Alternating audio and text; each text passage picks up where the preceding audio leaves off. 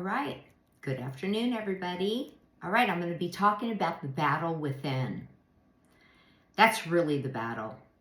That's what I believe, is that each one of us, we look always outside and we see, this and that, but really, truly, it's within us, and it's where we need to begin. But I'm going to also be talking about the Bible and wars of light and darkness, because we are having that. I don't want to say, oh, there's nothing going on the outside, but what I mean is that we need to get straight here first. The inner, our inner self, stableness.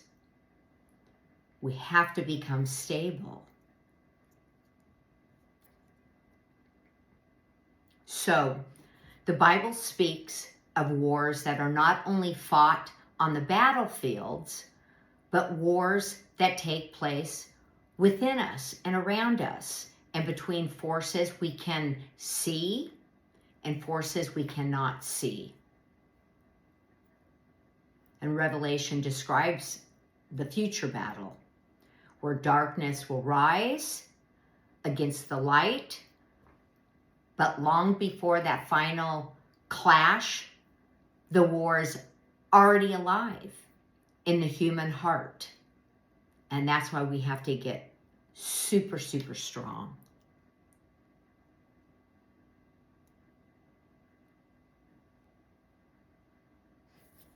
So wars yet to come. In the Bible, in the book of the Revelation, John sees visions of the future, armies of heaven following Christ into the battle, comforting the forces of darkness, Revelation 19.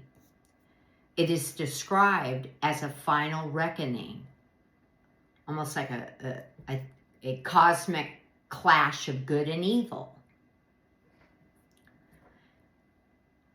This isn't a short story about swords and armies. It's about a spiritual reality. It's spiritual realities right now. I mean, we can see this people would say, oh, you're negative, you're being negative. But we have to talk about it, because there are a lot of weird things going on. People are a little off in some ways. Not everybody, but like a lot of people. Like you're driving and, people get crazy. They're like, there's a stoplight, but they want to get around you, and you're almost at the stoplight. You're a car away from the stoplight, and they are mad at you and yelling at you for nothing. I mean, that's insanity, right? So, the war within, but here is the truth. Here's the truth.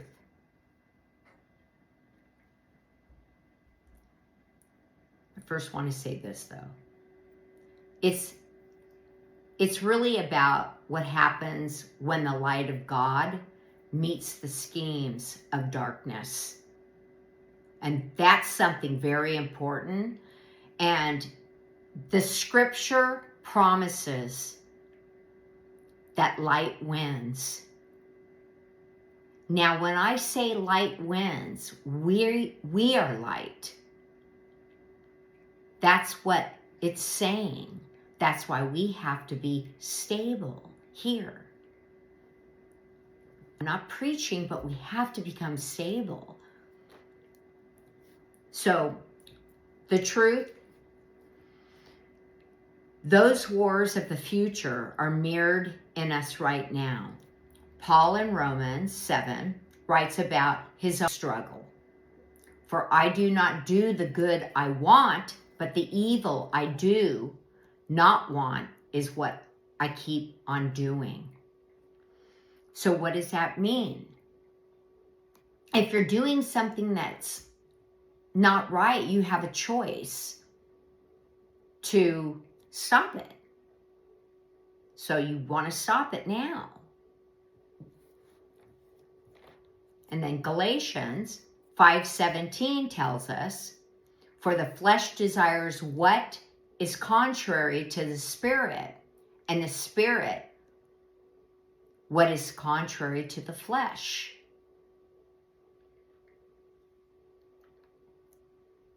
Every single human being knows this battle. We've all had that tug of war between our selfishness and love, between fear and faith, between truth and deception. I've had that, and ooh, it's hard. I mean, it's like a kick in your stomach, and you're like, good God. I just don't deceive people. It's just not my nature to do that, but I've been deceived, and it hurts so bad. And it's how we choose in these inner battles that matter, because they shape who we become. And that's where I'm at right now today, is I'm really trying to get past this, the truth and deception that has happened to me in something. And it's taken 3 years for me to even start to even remotely feel like I'm gonna be okay. I know that's a long time, but you know, I'm sort of an empath, and I'm very sensitive. So I get it when people, you know, it's hard for them to get past that hump. I really get that. But I started to read the Bible more, because I thought to myself, you know, I mean, there's a lot of people out there that are talking about reading the Bible, which I'm so happy. And then, you know, one of my friends gave me a Jesus Calling, which is beautiful. It's a daily read, and it's beautiful. And I bought one for my mother-in-law, and she loves it. But I mean, it's almost like it was a calling for me. Go back to the Bible, start reading. And this is where all of this came to me, is that this battle that I'm facing right now is going to shape me on who I become. And if I don't let go, then it's not going to be good. And this is what I'm trying to express to people who right now are having a battle within. I don't know what your battle is, but I feel for you, and I understand it, but we have to let go of it, because it's shaping us right now today. So becoming more human, more divine. This brings us to something profound.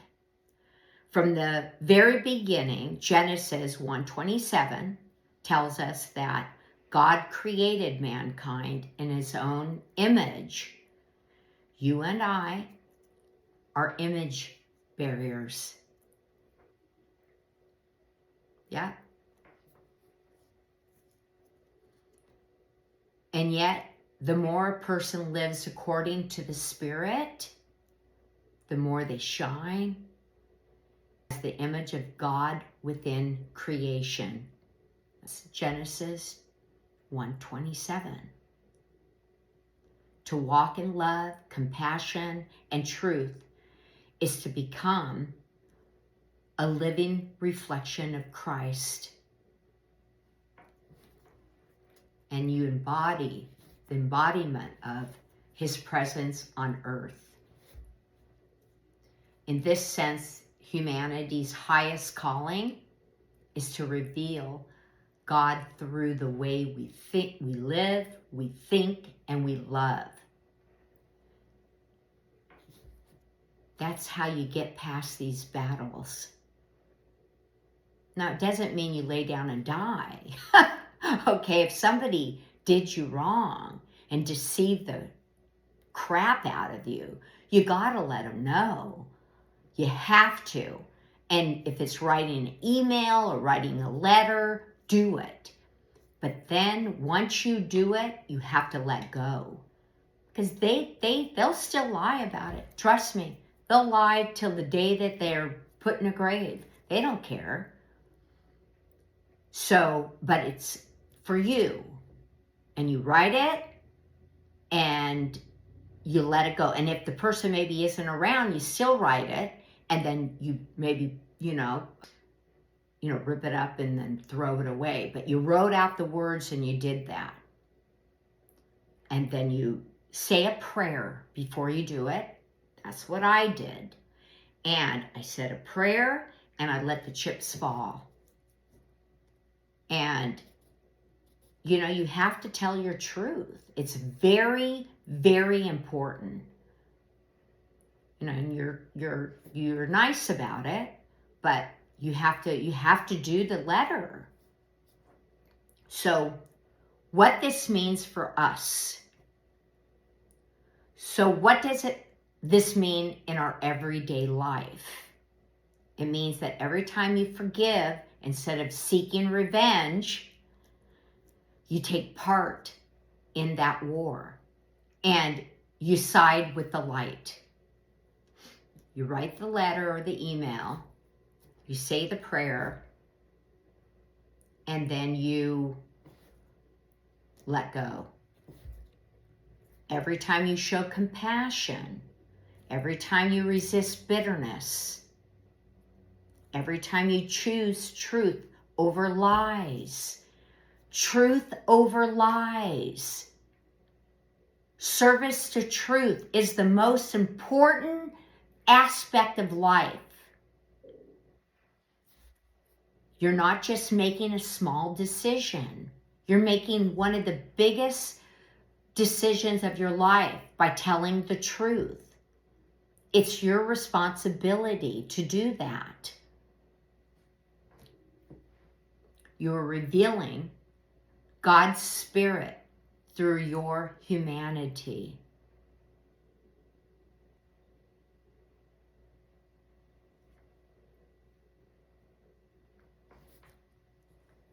The world doesn't need more clever strategies. They don't. I don't like that word clever. I never have. It equals trickery to me. Oh, isn't that clever? I don't know. There's something about that. I just, we don't need more of that. Just be honest. And if the person doesn't like it, then you know what? They can make a decision upon that. The world doesn't need more hatred disguised as justice. The world needs humans who are so rooted into the Spirit that they shine as the living presence of God.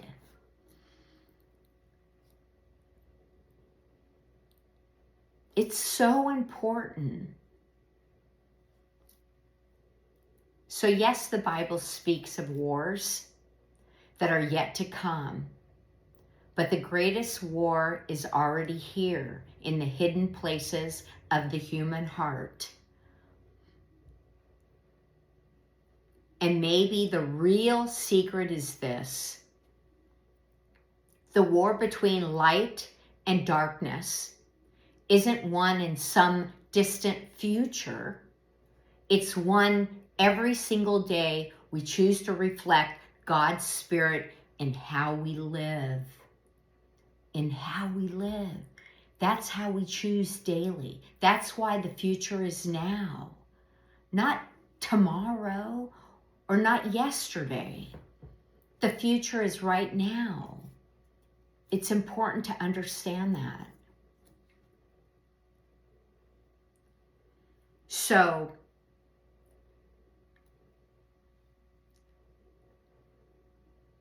may we each live as reflections of Christ, barriers of love, compassion, and truth. Because when we do, the light has already won. And that's what I believe. Thank you, everybody. And if you like this, like it, subscribe. Send this because it's important. Send it to somebody, even one person. Leave your comments. And I love all of you guys, and hope you enjoy it, and I'll see you at the next video. Thank you so much.